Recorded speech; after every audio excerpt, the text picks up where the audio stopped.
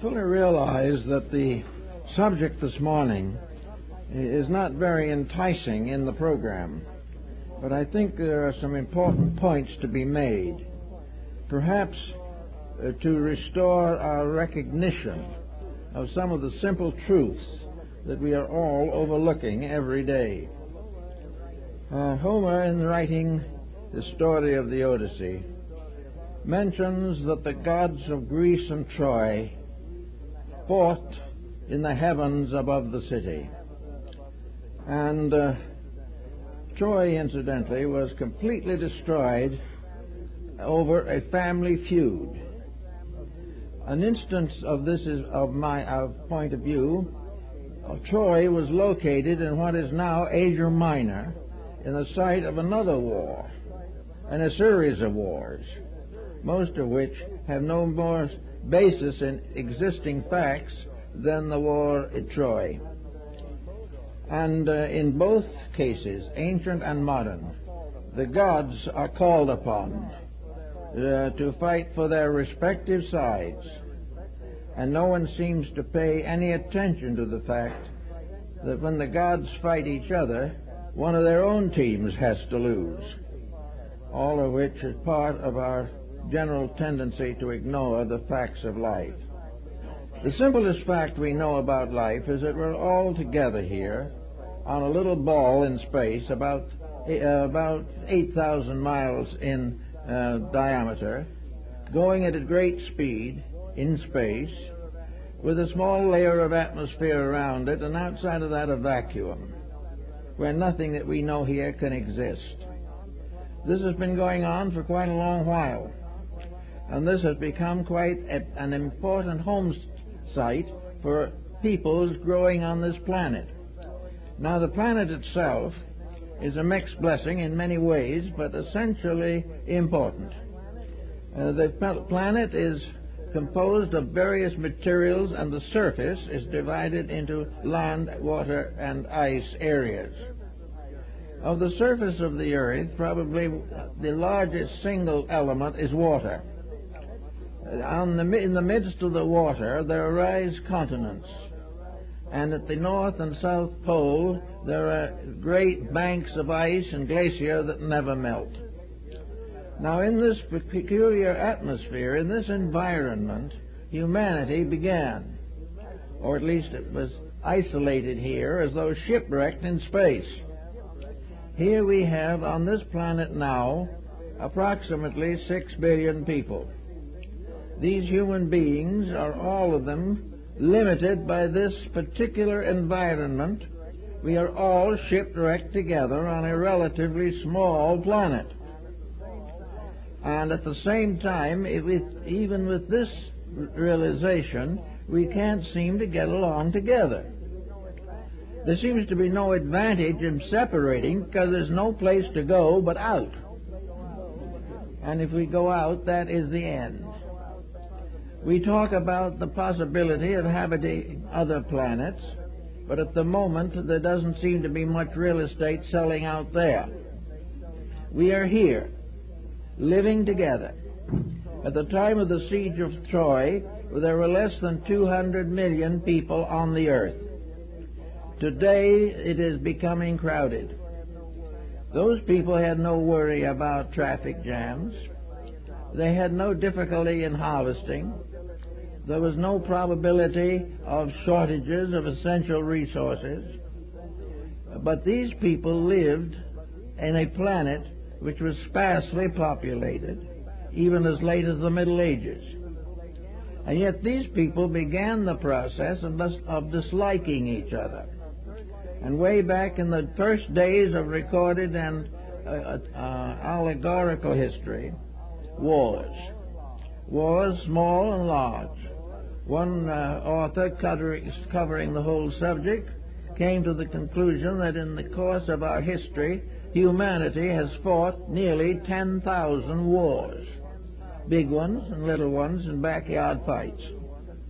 All of these contentions on a little planet hurtling through space. If the law of gravity failed for 5 minutes, that'd be the end of humanity. We live here because of the wonderful interaction of universal laws, and beneath the surface of our planet is a tremendous wealth of essential resource material. And here we sit, going on as we always have gone on, fighting our way for territorial sovereignty. We know the animal kingdom makes a great deal of having its proper territorial rights. Today, territorial rights constitute almost anything we can get our hands on. But the idea of territorial right as a means of survival has become gradually modified because we are now one people on the planet, even though we can't get along together. So we have today a problem, a very serious problem. And we can go back to consider some of the things that have happened. Mao, the Chinese communist, made a rather pertinent remark some years ago. He said the Chinese invented writing and printing, and they did it with movable type, but they never printed a newspaper. They'd invented gunpowder and all kinds of fireworks, but they used them only for weddings, funerals, and celebrations, never for war. So there were two things. The third one he mentioned is the mariner's compass, which the Chinese also invented, but they were very careful not to use it for the discovery of the Western Hemisphere. So we have, going all the way back, Mao probably has forgotten one of the great wars of China. He forgot the war that was fought probably in the 3rd or 4th century A.D., in which the battlefront was 100 miles long. They have been excavating the bones and the weapons for years. From very early times there was mostly strife. And this strife was essentially useless, worthless, and meaningless. Alexander the Great conquered nearly half of India and died under the walls of Babylon, looking for further worlds to conquer. But he never conquered himself, and that was the end of it. This Roman conquest we all know from history. It was the death of one of the great Egyptian pharaohs that brought Akhenaten to the throne of Egypt and made him the first pacifist in history. His reward was to be murdered. All these things happened. Caesar died at the foot of Pompey's statue with a knife of his best friend in his heart. Always the same tragedies repeat themselves. Always the same dilemmas exist. Always the same ambitions go on, producing nothing but darkness and death while this little ball floats through space. It's all very ridiculous. Also, we go a little further into the imports of history to find out some of the things that happened. Consider the Crusades.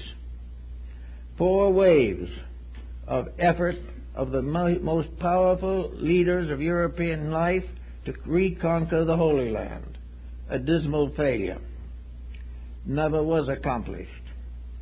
And millions of people on both sides died or impoverished, wounded, or left desolate. This was one of the big experiences.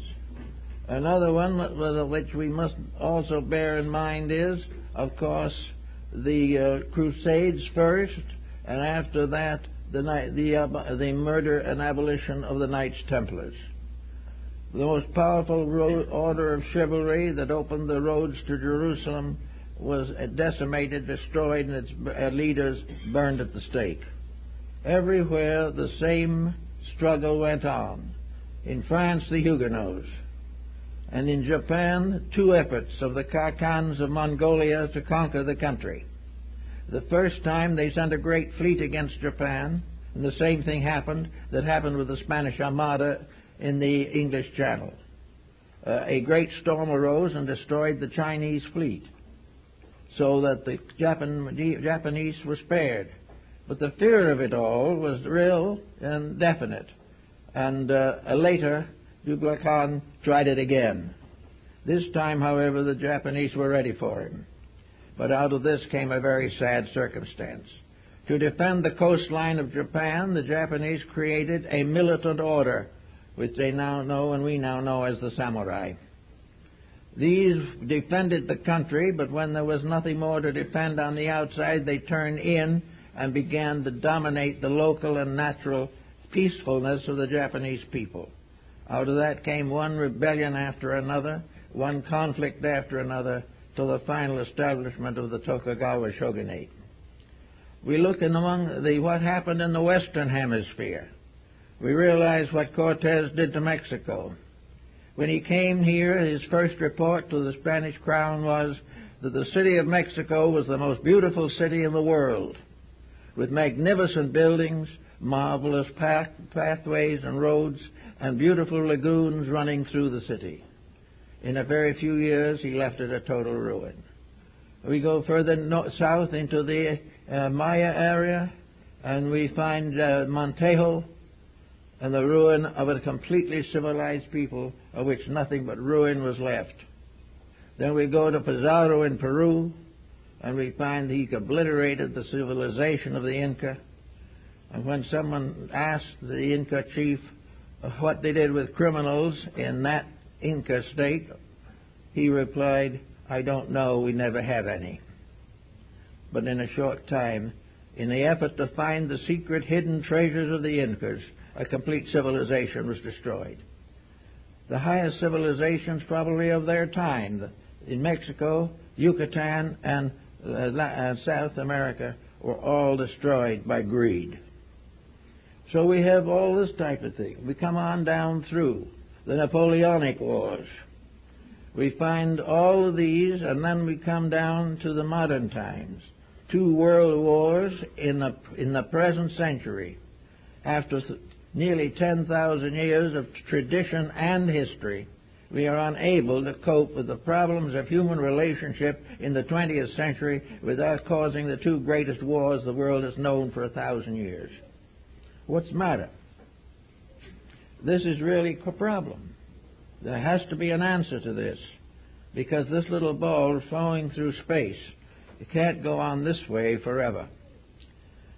We are not only concerned now with the little ball and its peoples, but we find out that people begin to believe that this ball is something they own. We find people buying and selling this ball, admit parts of it as they can get hold of. They have an idea that this earth was created for the purpose of enriching human selfishness.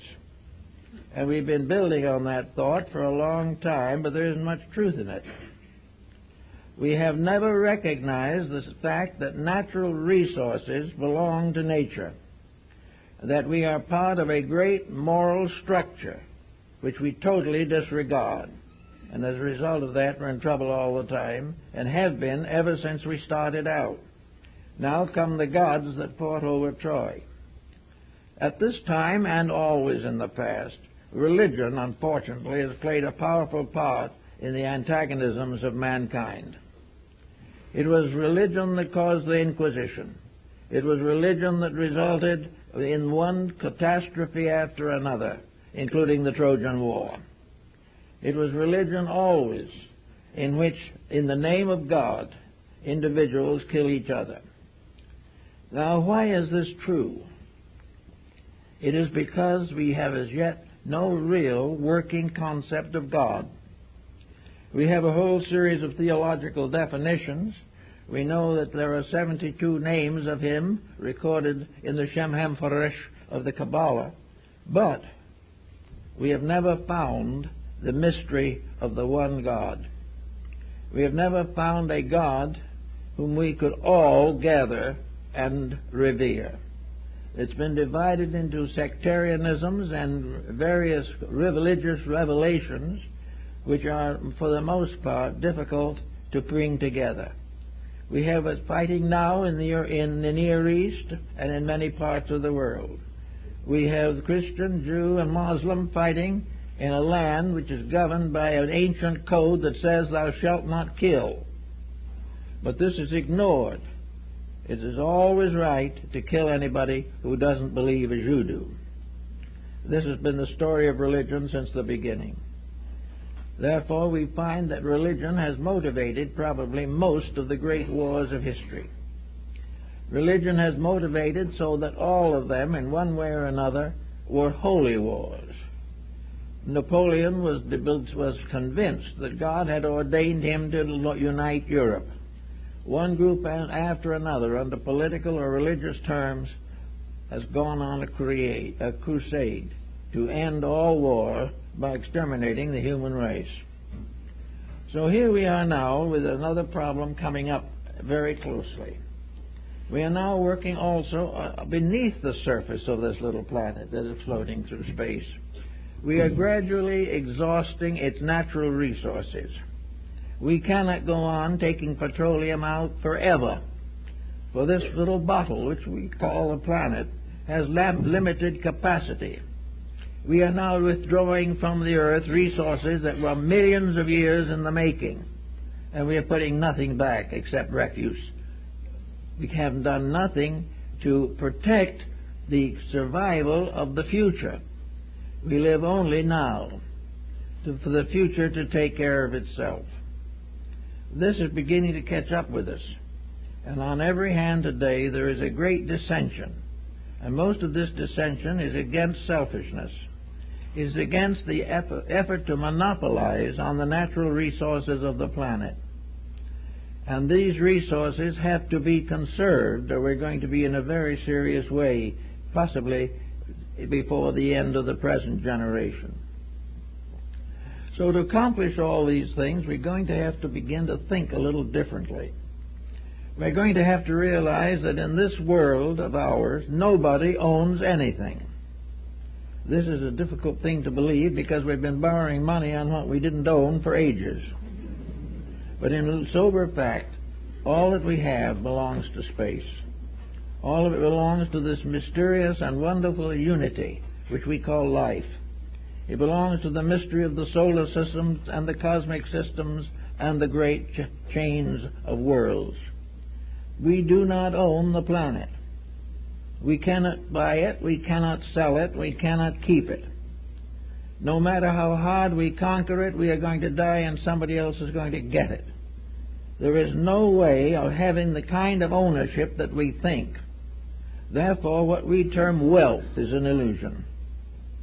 As long as wealth is concerned with physical possessions, we are getting rich off of something we don't own.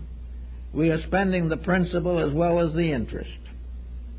There is nothing in the physical world that we actually own. We don't even own our own bodies. We are here as part of a great plan. We are here to grow and to use the facilities of nature to become better. We have never seemingly recognized our moral responsibility to the plan to which we belong.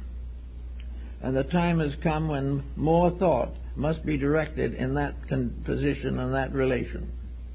We are not the owners of the earth. We are not the owners of our brothers.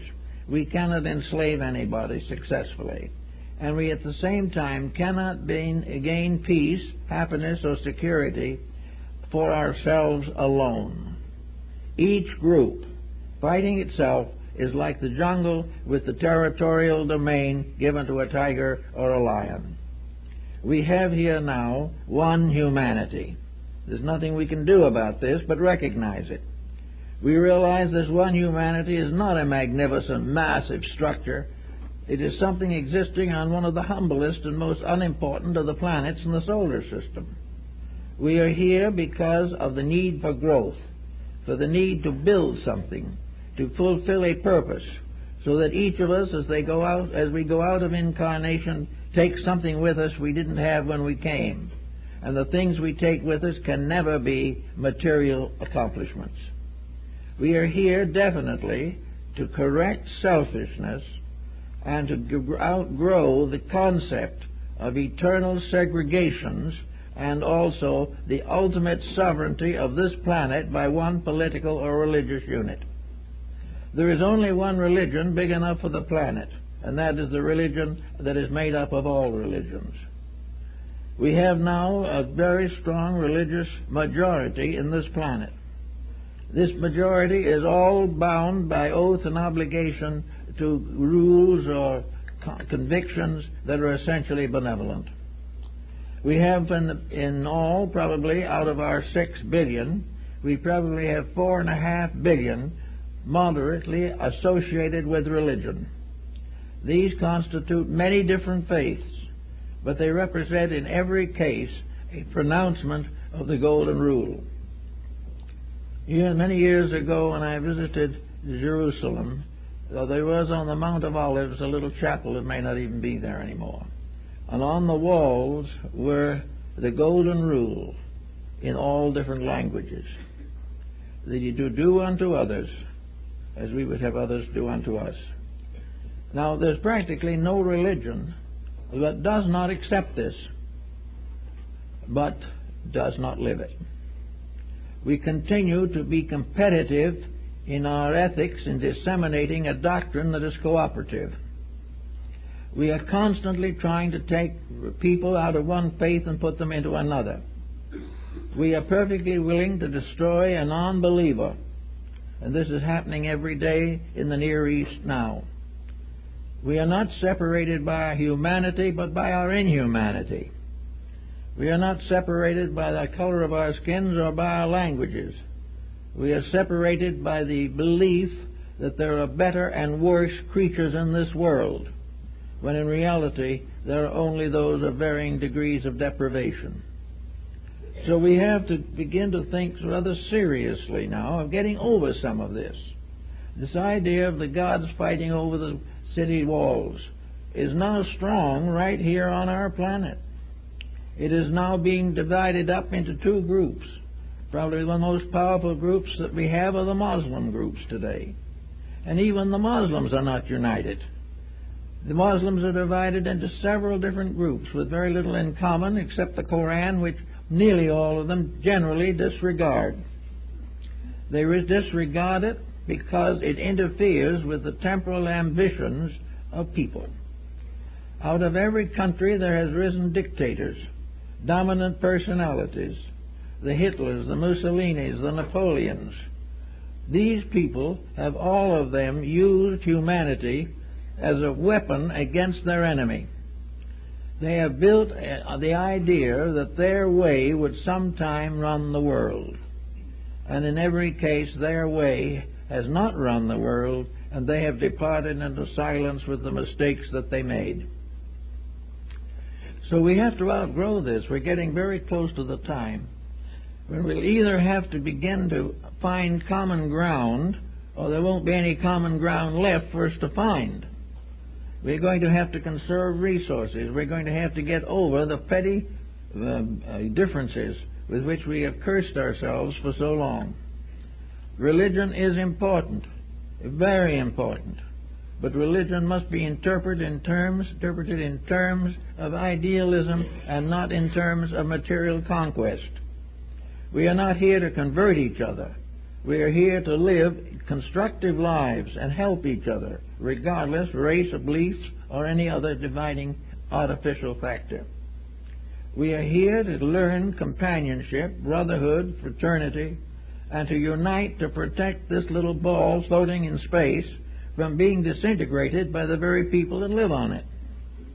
We are here to make certain that this little world becomes once more the garden that it was in the beginning.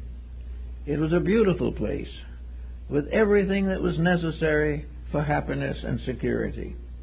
In it we had the privilege of eminent domain for a time.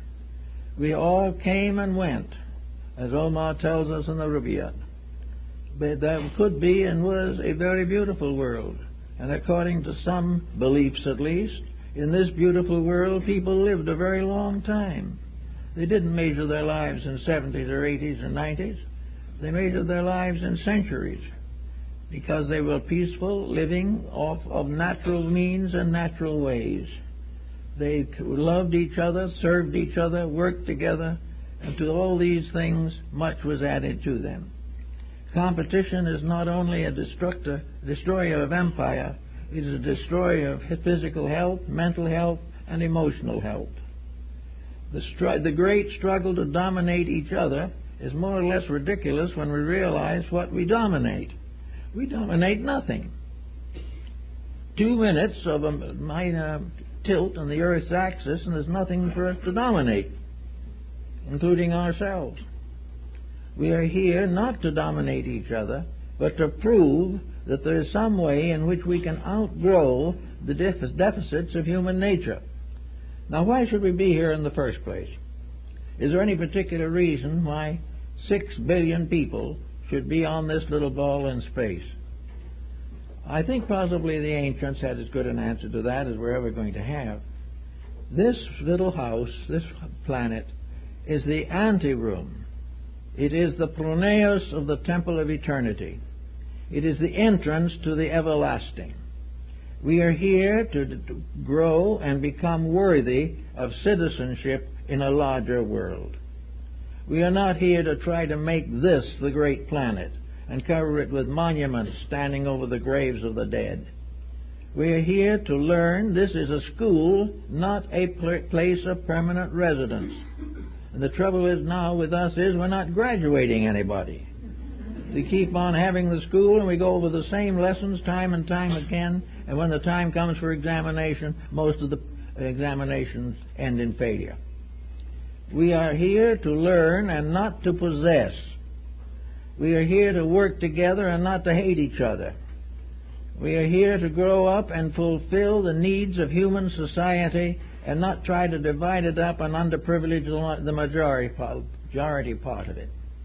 We are here simply to be simple human beings with kindly, good intentions, with friendliness, with a recognition that it is up to us to help to conserve the neighborhood.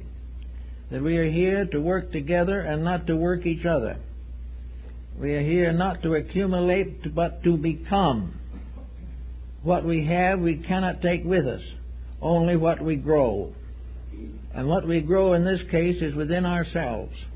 It is character, integrity, realization of values. Now, what does the gods have to do with this? Are they really on one side of something or on the other side of something else? Do we gain the favor of God by being converted to a belief? In the presence of maybe 10 or 12 fairly major religious beliefs on this planet, there has never been a really happy understanding that there is and can be only one religion. The one religion is in that it must be based upon the conduct of human beings, the ennoblement of humanity, and the dedication of all effort to the service of all need. Religion begins in service. It begins in the individual contributing to something that is not perishable. It is not by building bigger churches, but by building better people that the ends of religion are accomplished. We are here definitely, first of all now, to get over all sectarian religious division. This doesn't mean that we have to condemn anyone. It doesn't mean that we have to convert one individual to another. It doesn't mean that we have to create one religion and demand that all the others follow it. It is simply that we recognize in our hearts that all essential beliefs are the same. Therefore, that we can mingle in absolute equality with all who are trying to live the right kind of life. There is no need of changing the church. There's only need of changing the attitudes of people to the church and to get them away from these selfish situations which also finally taint the church itself. So we have got to work to get our religions so that no longer will the gods fight in heaven above the earth. They never did, but it was a good excuse. No one ever knows what the real answer to that might have been, but I think Homer hints at it when he points out that the final answer is the creation of the world hero. The Greeks recognized a race of beings called heroes. They were not gods and they were not mortals, but they were the immortal mortals. They were the link between heaven and earth. And these heroes were those who awakened the inner resources of themselves and became the spiritual guardians and guides of humanity. They are the Buddhas and Bodhisattvas of Asia. They are the saints and sages of the West. They represent a maturing of people until there comes a time when each individual, in his own way and in his own cycle of life, dedicates his efforts, his resources, and himself to the common service of all the others. There's got to be a final establishment of brotherhood, a final establishment of the recognition that we can make this little sojourn here much happier than it has been in the past. There is a distinct and definite relationship between human health and the world health. There is a definite relationship between the conflicts in society and the psychotic pressures within the individual himself. Our ambitions are killing us. Our various feuds and fusses are destroying us not only with weapons, but with the destruction of the resources of our own health and body. We are destroying our own minds, we are destroying our own bodies, and the only answer we can find for it is the common statement is we're having fun. We are not having fun. There is no fun in a world in which the average person cannot live a decent life.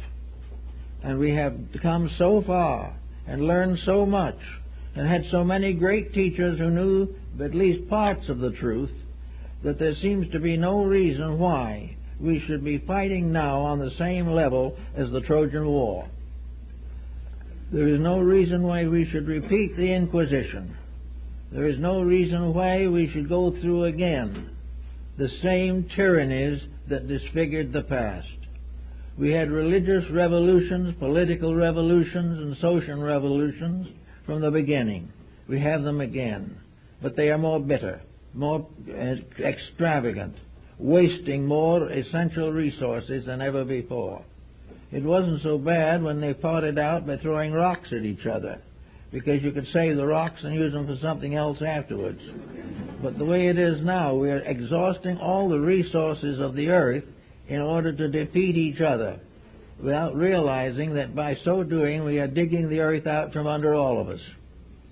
We are getting into deeper and deeper difficulties every single day. The problem then comes right down to finding out what will do some good. Actually, we can't control other people. We can't prove to another person that he's wrong. We can try, and usually we will be thoroughly whipped for doing it. But we can begin to, in various ways, reach into our inner resources, and even if the ulterior motive persists, we can say to ourselves, I'd rather be healthy than sick. I'd rather be happy than unhappy. I'd rather be energetic than tired. And the world I'm living in is making me sick, making me tired, and making everybody unhappy. Therefore, the problem we have to figure in terms of policy, in terms of governments, is to find the common denominators where we can take this strain off ourselves and end it forever. We do not need to have these great struggles over government. We do not need to have millions of dollars spent trying to elect somebody to something. These things do not do the work, for the reason that whoever is elected, the same thing happens. It all goes on because the individual and the community spirit is not strong enough to defend integrities. We are still hoping for a little profit. We are still sacrificing honor for possession or for luxury. We do not need to go through all these struggles and problems. And there is coming a greater and greater intensity of determination to change some of these matters. We are finding it everywhere. Groups are springing up everywhere to correct common problems. We are beginning to wake up to the simple facts of life. And it's a very important thing that we continue to awaken and not be lulled back into sleep by something. We are very definitely on the verge of important decisions, but they will only be made correctly if we are unselfish. While the last thought is what we're going to get out of it, then there will be no correction. We have got to work together to change the basic pattern of this little molehill, what Mark Twain called the planet Earth, is not going to be able to survive either. We do not know what happens inside the Earth. We do not know the psychic and electronic processes within the planet. We do not know what is under there, but we know there's something under there, because that something is protecting, guiding, and nourishing everything on the Earth. And without any thought of any kind, we're digging it all out if we can. We don't know what we're doing even, and are too set in our material ambitions to even try to find out. There is no question of trying to examine the Earth as possibly a great patient suffering from a serious malnutrition, a patient who has been exploited, a planet which has had so many transfusions taken out of it that there's not very much planet left, less all the time. And yet we continue to go on to take the last barrel of oil, and what do we use it for? Largely blow it up more. So we're using the lifeblood of a planet to hate each other. We're using it to waste. We're using it to become richer and more sedate individuals and with high transportational facilities. We are not even giving a thought to the planet. And yet it's all we have. There is nothing else. If that slips out from under us, it's gone. There's no place to land. We tried to take a journey over to see how the moon would be, but it wasn't very hopeful. It too is dead. How it died we won't try to figure out. But we now have a situation where for the first time we've got to take a hard, long look at the natural resources which we depend upon. The only renewable element that we have found at the present time is wood. Outside of that, nearly everything can ultimately be expanded. Stone, of course, can fall back to become stone again. But most of the things we're taking out of the earth, chemical, material things, all kinds of fuels, all kinds of minerals, mineral wealth, we don't know what we're taking out when we take out another mass of diamonds or jade. We don't know what these things are. We don't know why they're there. We don't know how they got there. But there's just the point to think about, that they were there for a reason and not simply to satisfy the cupidity of some earthly businessman. We have a planet to take care of, and it's showing signs of sickness. There are modifications of climate that are very peculiar. There are modifications in our atmosphere. We are loaded with smog and chemicals. We keep right on. The smog, no one says you can't do anything about it. That's all right. You can do something about it. But people apparently have no intentions of doing anything seriously about it. There's great talk, and there's some controls, and then the next time the weather is bad, we have it all over again. There has to be a union now also to protect the globe we live on. We have to consider the planet as the greatest piece of real estate that we have, and the only piece. And we also have to realize that this piece of real estate belongs to the universe finally and entirely, and not to us. We are merely servants, stewards in a garden. We are here to protect resources or to create the bad karma of abusing resources. The individual who misuses the natural resources of life is earning punishment somewhere. Now we also realize that this world is made up of people who come and go. We realize also in some cases, by the belief in reincarnation, that those who go may come back. If they don't believe this is true, then there must be more new ones coming in all the time. At least this planet is being handed down from one generation to another, and each generation gets a poorer bargain. Each generation has the opportunity to pay more for less. But this is the problem. What are we gaining out of it? I think the answer that we have to take from that is only one thing possible, and that is experience.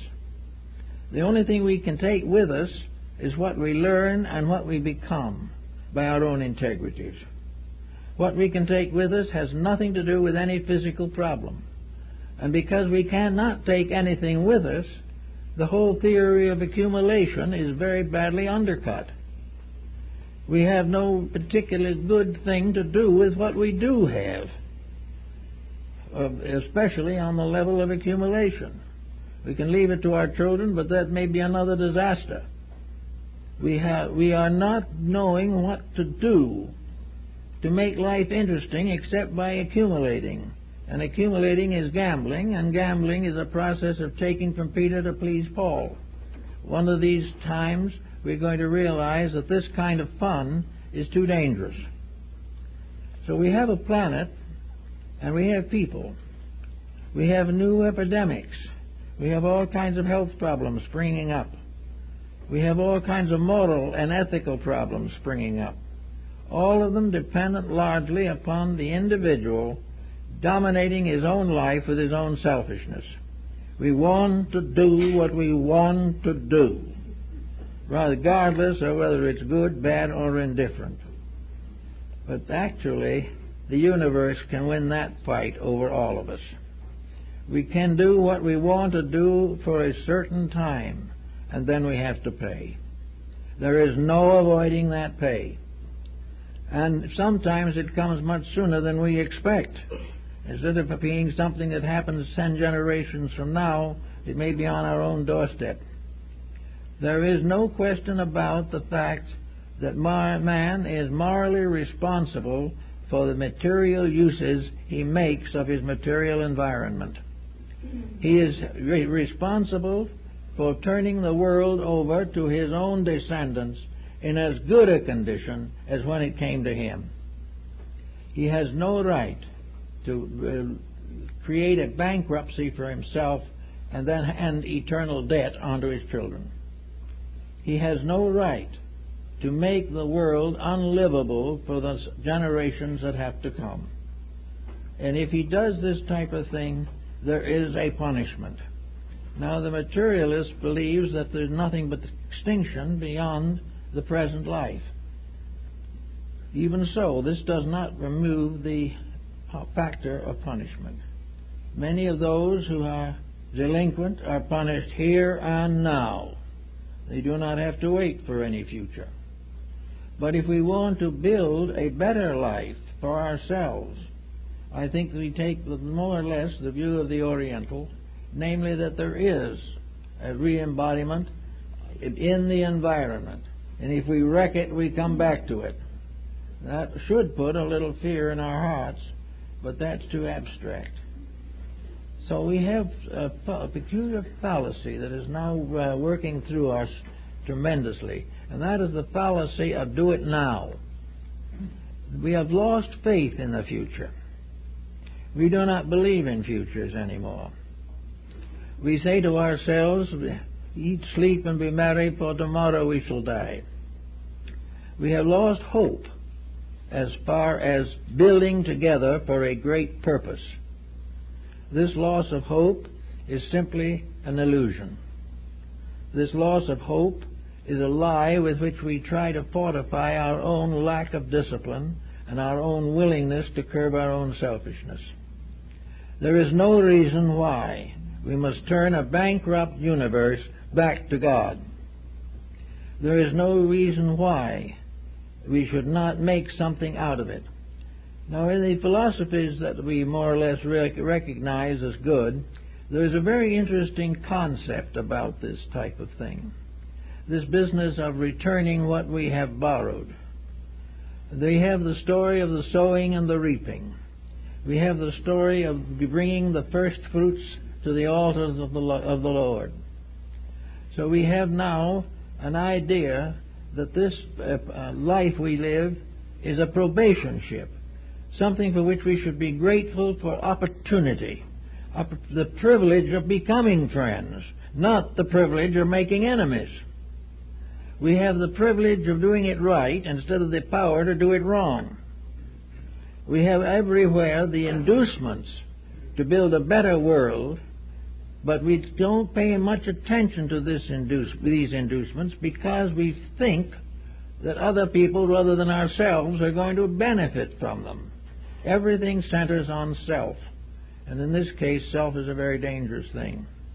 You can't work it this way. We have to begin to build a proof of life here. I made quite an issue of it.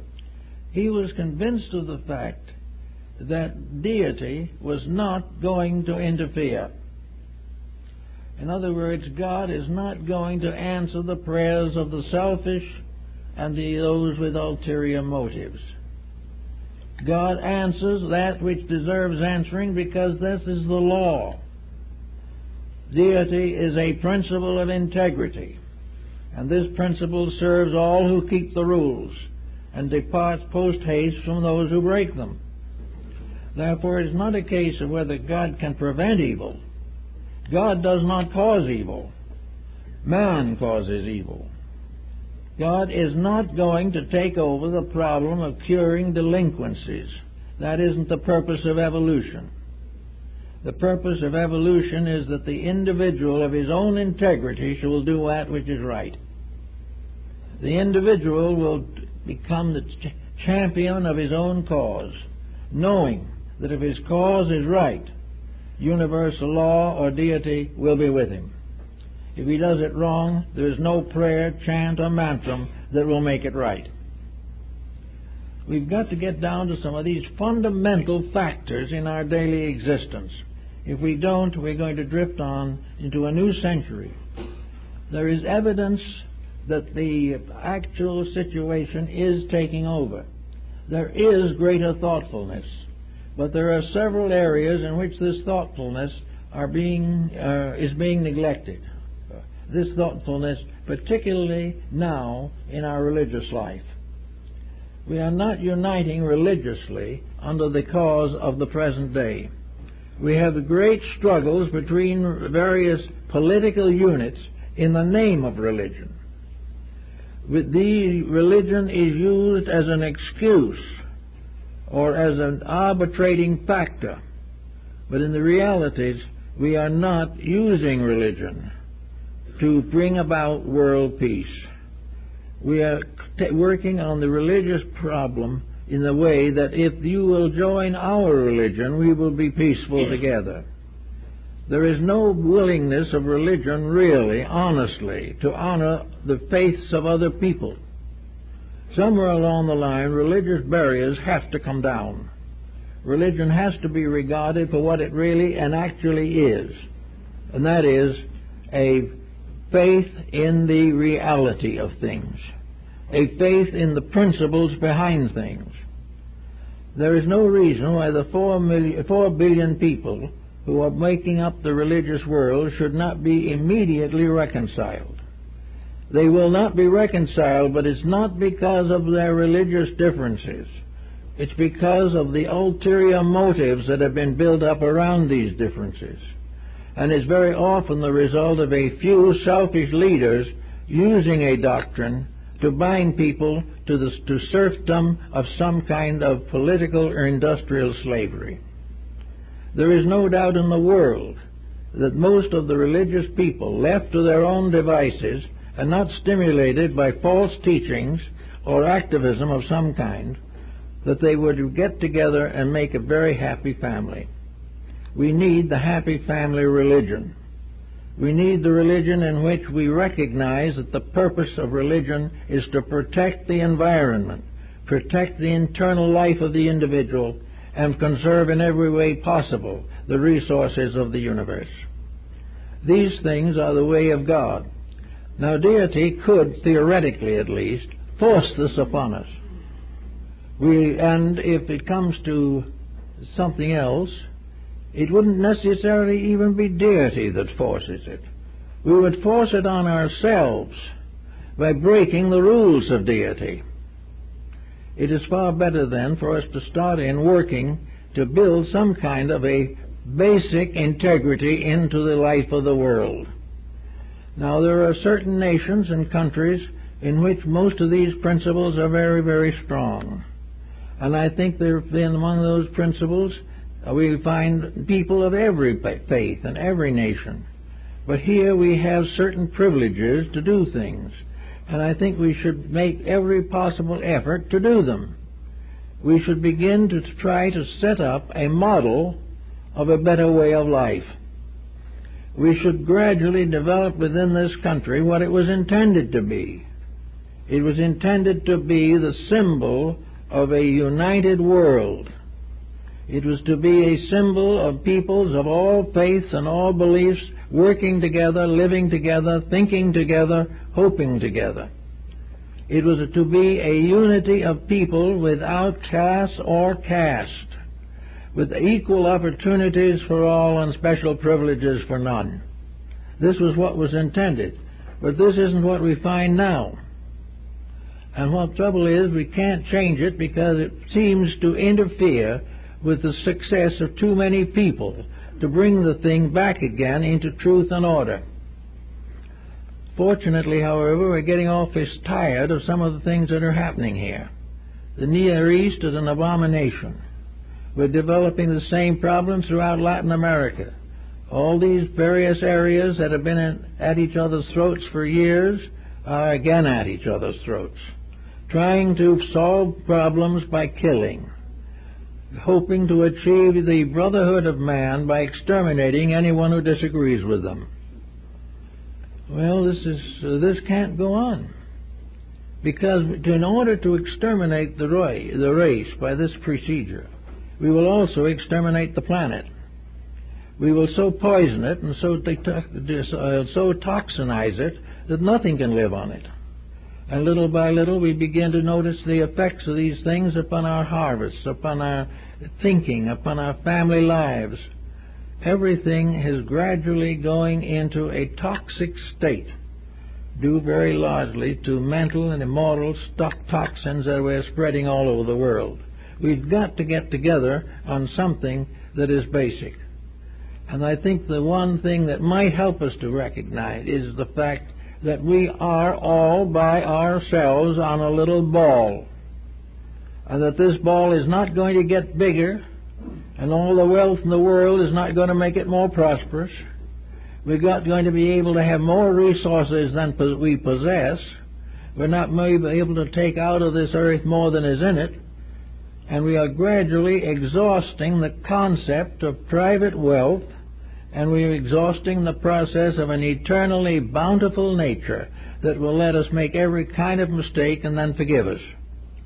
We are in a problem where I think physical sciences should begin a very careful study of the effect of human attitudes upon the material substances of the planet, that we begin to analyze the electric and magnetic currents by means of which life is perpetuated on the planet. We're going to understand more about the fertility of crops and find out where this energy comes from. We believe and know for certain from some things that it originates from the sun and finally comes here. But it's part of a great organization. It's not a place where it is channeled into delinquency groups and prisons. It is an energy that is diffused for our good. It is not diffused for us to sell it by the ounce. It is our use to rise out of this type of life and come to the realization that happiness is when we're all happy, or all doing those things which create happiness, and that excessive ambition and excessive personal possession is simply gradually cutting the earth out from under our feet. We are now in the 6th billion. Next time, by maybe the end of the century, only 10 or 12 years more, we will be up to 7 billion. We will go on and on until we crowd each other off the planet. But nature isn't going to do it that way. If we have not the skill and wisdom to make some of these conscious changes for our own good, we will have to take the consequences.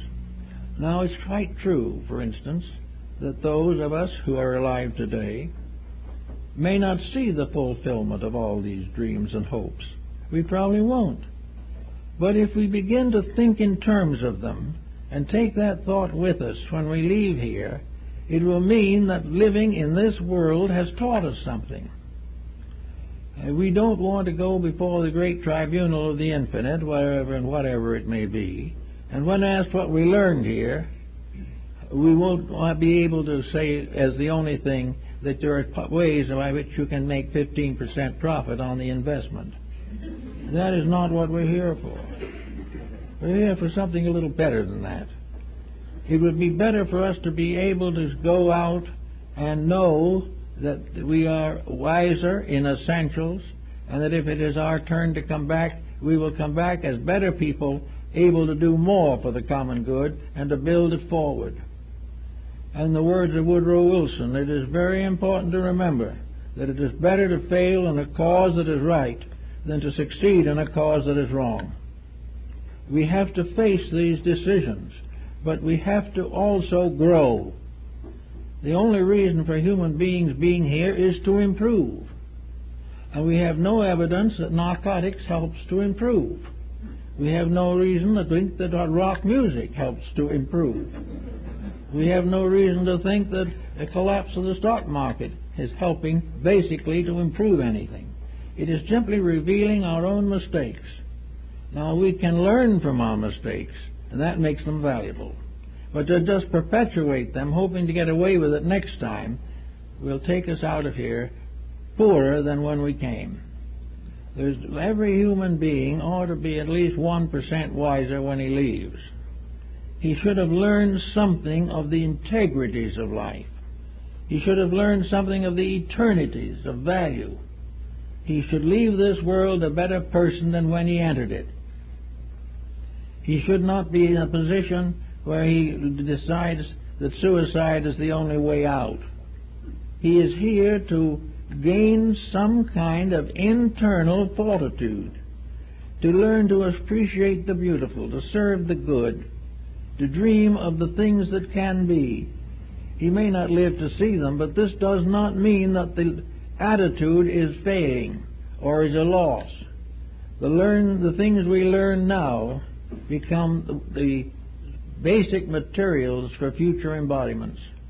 The moral values we discover become part of the inner life, and they alone can we take with us when we leave here. And it's a pity to make a pretty nice little planet like this go through such contortions as we've forced upon it. We are the ones who are ruining it. It is still the wonderful planet. And with a little love and a little help and a little care, it can be a garden for unborn generations to come. But if we continue consistently to abuse it, it is going to also turn on us and create a generation of people incapable of attaining to a high degree of cultural maturity. I think we have to think, therefore, no longer about the gods fighting over the walls of Troy, no more about who is right in war and which side divinity is on, and realize that divinity is on the side of peace, and realize that as long as we do not attain to the peace with which we were intended to achieve, we will have these kind of problems, and they will get worse. Now, peace is a nice big word. It has all kinds of meanings. It also means peace over the back fence. It means neighbors getting along without gossiping and tearing down each other. It means a person who is proud of somebody else's better character. One who is pleased when the neighbor's son gets a better job and doesn't think always in terms of what I'm getting and what I'm not getting and why it's all unfair. We need to have the kind of peace that comes in marital relationships, where there is a mutual understanding, where there are depths of values, and where things of great importance like parenthood are accepted with a joyful realization of privilege. We are privileged to bring in and to mature lives that will be useful to us and will help the world to grow. We need also this peace in the garden, We need it in the weeding out of that which is unnecessary.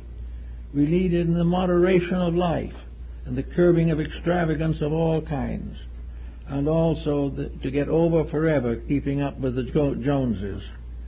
We also have the importance of reorganizing our monetary structure for the purpose of seeing that money is what it was intended to be, a medium of exchange and not a basis of wealth. That was discovered by the Greeks long ago, that as long as wealth is an end in itself, it is the bitterest pill that we ever will have to swallow. Wealth is nothing but the means of communicating and exchanging. It is not convenient for the average person to put a load of hay in his back pocket. Therefore he gets a token, a symbol of that, which he can exchange for something that he needs. But when he starts loaning that exchange at double rate, and all this type of thing, he gets into trouble. He also gets into trouble when he fails to recognize the rights of the person who sells to him and who is entitled to the same consideration as he expects for himself. As long as money is a symbol of communication or in exchange, it's all right. But when it becomes the end for which people work, where someone gets $5 or $10 million a year and another one has no bread, we're in trouble. This is the type of thing we're going to have to think of, because this is our world. This is our little planet, whirling through space, headed we know not where. Possibly in a few billion years it may disappear entirely, but by that time its purpose also will have been finished. In the meantime, it is up to us to make sure that we make this planet a success, and that the powers that fashioned this planet expect us to do so. We are none of us completely free. We have the right of choice. We have a right to do that which is best for all concerned, or to do that which is worse for all concerned. And we see, as we look around us, many, many opportunities to build these better things that we dream of. We face the great confusion of congestion. Congestion is one of the byproducts of unrestrained and irrational economics. We finally will bring all motion to the dead stop, because there will be no way to move any further. This is just an emblem of our own stupidity. We should have cured these things in the beginning. There should have been regulations over what we do and what we have. Regulations not by a political group, but by common sense, by realization of the values which we are now beginning to understand. So now in this late period of the 20th century, we are beginning to see the facts of life. We are now coming to the point where we can't deny them anymore. We know we've got the congestion. We know that the buildings are too high. We just saw a big office building here get into trouble. We are seeing constantly the consequences of doing it wrong. We see the result of cheating. We see the result of exploitation in religion. We see these things, and they're very evident. But for some unknown reason, we don't seem to make a lesson out of it. We don't see where it refers to us, but it does refer to us, perhaps in some ways more than others.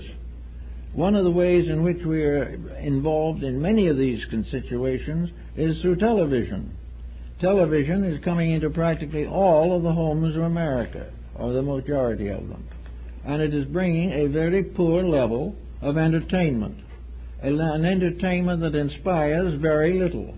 On rare occasions we have a really good program, but for the most part the programs cater to the indifference, to the lack of integrities with which we are all suffering. Also, we are exposing the next generation to this type of entertainment with no thought of the consequences.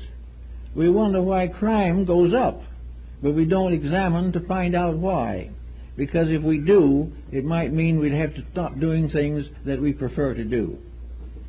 Therefore, everywhere we turn, there are troubles resulting from lack of self-control, lack of integrity, lack of idealism, and complete bondage to the physical existence of which we are now a minor part. We are here only for fun. We are here, but we are in a universe that isn't funny. And also, well, the more we look for fun, the less of it we'll find, because the troubles we're heading into have nothing of fun about them.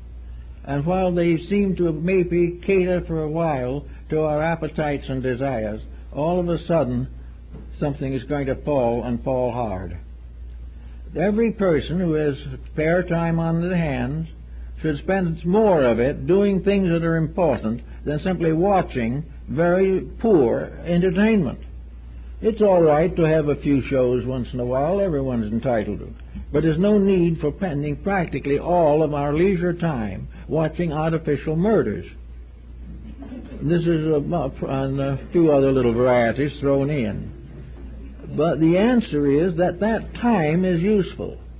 If we took an hour out of each of the days that we spend in television viewing to instructing ourselves, to informing ourselves about the facts of life, what is happening and why, not depending upon the reports of news reporters, but by common sense, thinking things through, calling for the first time perhaps upon our own judgment in matters, looking and waiting to have an opportunity to say, I think this is wrong, or I believe that this is not correct.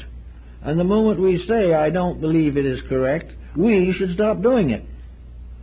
And we should take the time that we waste and use it to become better people.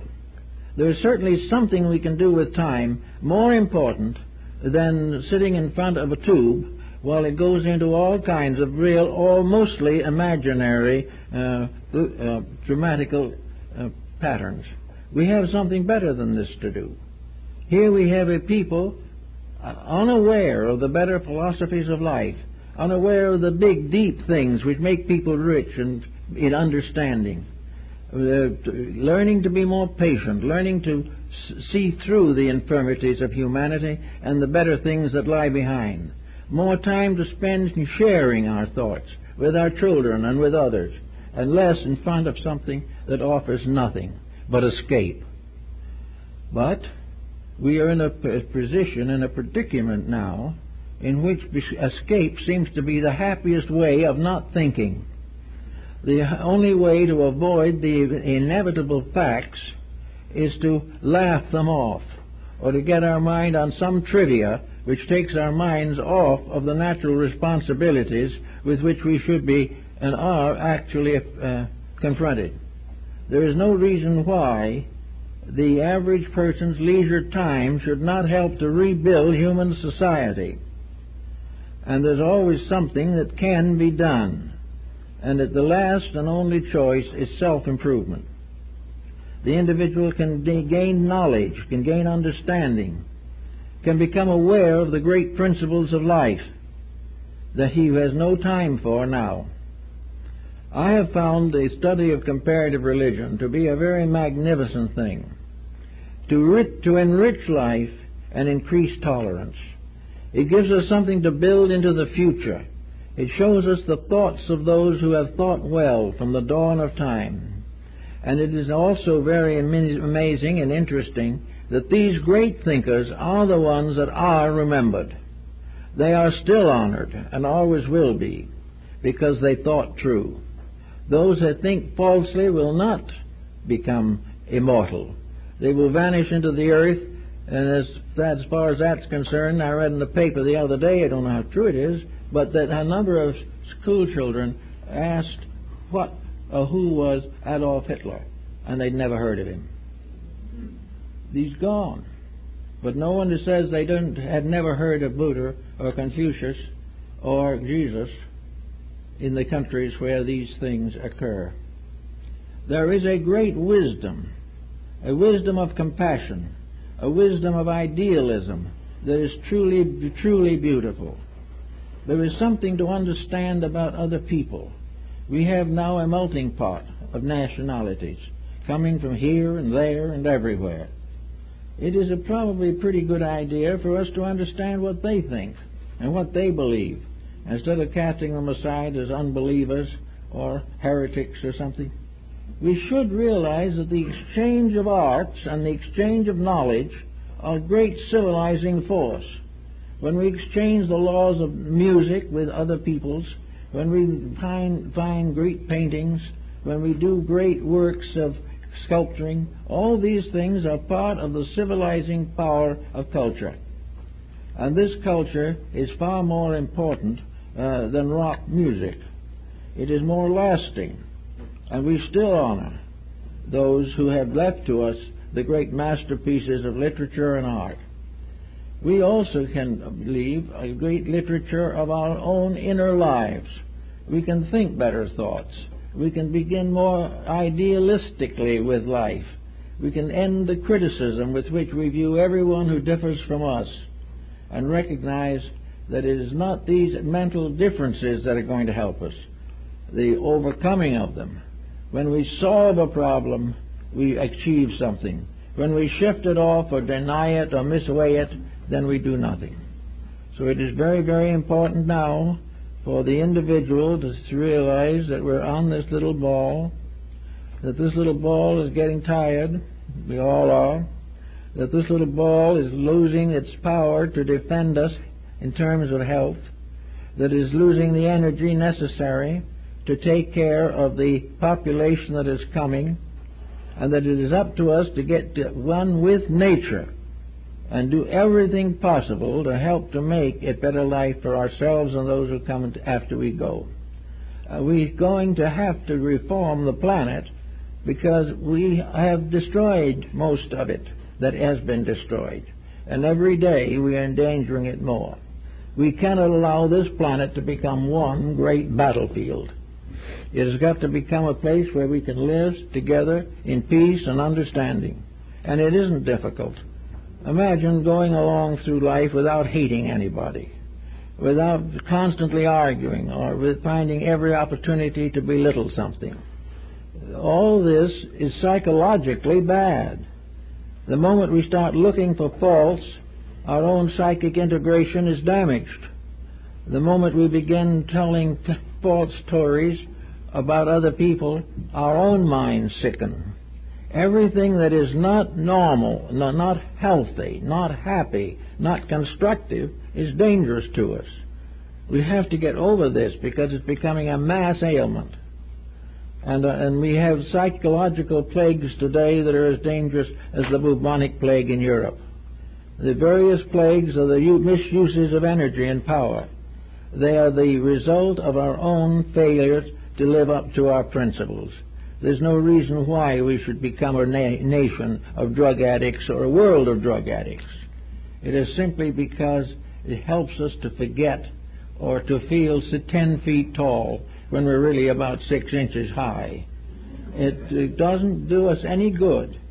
The time now is to roll up the sleeves, know our measure to be a certain amount that we were born with, that we are a person capable of conduct that is contributing to permanent value, capable of becoming better informed, capable of producing better children, giving them the sharing of parental understanding, giving them the background of reading and writing before they even go to school, giving them an internal sense of the integrity of life. When we put these children out somewhere to board or something, we're not doing this. And if we sit them in front of television screens, we are doing them more harm than good. Yet you will say you can't take it away from them because all the neighbors have it. Well, that is true now, but we are responsible for that too. And we're responsible for gradually doing the things that win them back to value. I know several families with family discussions on these matters who have cut down television viewing without the children rushing out to find a set somewhere else. If you share with them the reasons right, most children who have not been too badly spoiled are willing to listen. because they see it in the schoolyard. They see it in the curriculum. They know they're not getting educated. Therefore, these things are more important than to try to forget them. Let's not continue trying to forget the problems. Let us not continue to worry about the problems. That is doing no good. But let's quietly settle down to seeing what we can do about the problems that will make them less dangerous, less difficult, and that we can be a little more satisfied with our own contribution to the common good. We need this type of thinking today. We've got to get over the idea that gods in heaven are fighting over human beings, that wars are created in heaven is not true, that the gods favor one side so that when they go to war, very often, even in recent times, the armies are blessed in the churches and temples. The idea of going out and fighting for the glory of God is still an unhappy career. There is no such a thing as pleasing God by destruction. There is no way of making the deity a better friend because we break all his rules. We do not need to break these rules. We should pray for peace and not for war. We should pray for arbitration and not for victory. We should pray for being able to be friends, to recognize the integrities and life rights of other people, respect them, and gradually in this way also gain an ascendancy over crime. For a large part of crime is simply the result of a bad environmental condition that must be changed. We are here in these formative years to build the foundation of a new century. We are here now to do the things that need doing, and we may have a little time left in which we can do some of these things. And it is very wise for us to lay the foundations of that which must come. And these foundations have got to be founded in the very principles that we have most appreciated in life. That the greatest of these is love. That to serve and love the life of our neighbor, to love the good in things, and to approach deity as a deity of love, and realize that love is the strongest and most powerful of all the laws. For the law of love is the law of forgiveness. It is the law of arbitration. It is the law of reunification. Love is the group living together in peace, each mindful of the needs of the others. In our way, living in worlds of hate, each one unmindful of the needs of others and over-mindful of their own. We are having a very bad time. Let us not blame the gods in any way for this matter. Let's not assume that the blessing of a bad motive will produce a victory. Napoleon found that out. Most of the dictators and leaders have acted or played the part of agents of heaven. They have come to do the work of God. And the work of God included the Inquisition and many of these great disasters. The works of God were served by killing each other. This is not only stupid, it is vicious. It is completely wrong. We are not here to destroy each other. We are here because that in every one of us is the same divine spark of life. And when we turn against our brother, we turn against our God in our brother.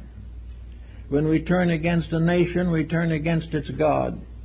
But we must realize that all these powers come from one life, that the human being has created the empires we must live with. And this human being is creating things with a divine energy within himself. It is God in him that must lead him to find the God in all others. And when he does, he'll find there's only one God. He will find that there are no strangers in the universe. Man makes them. That there are no feuds in the infinite. Man perpetuates his own small toxic efforts. All these things have got to be solved in a better way. They've got to be solved, as Paul very well points out, that love suffereth long and is kind. What we need in a world which declares itself to be modern, to have graduated from 12,000 years of previous civilizations, that this world find that the greatest of these is love. That out of all the hating, we must come in the end to the realization that love is the only answer. Love is kindness, tolerance. Love is respect for each other. Love is a natural recognition that there are no strangers, that what we call the stranger is ourselves in another body. If we come to these realizations and really practice them, we'll find that wasted energy and wasted time will not deter us any longer. We will begin to do the things that need doing that we have neglected. And in our effort to have a life of fun, we have neglected the sources and causes of happiness. If we can get these back, we'll be much better off and much wiser. So we don't want gods fighting each other. We don't want the Muslims saying Allah Akbar.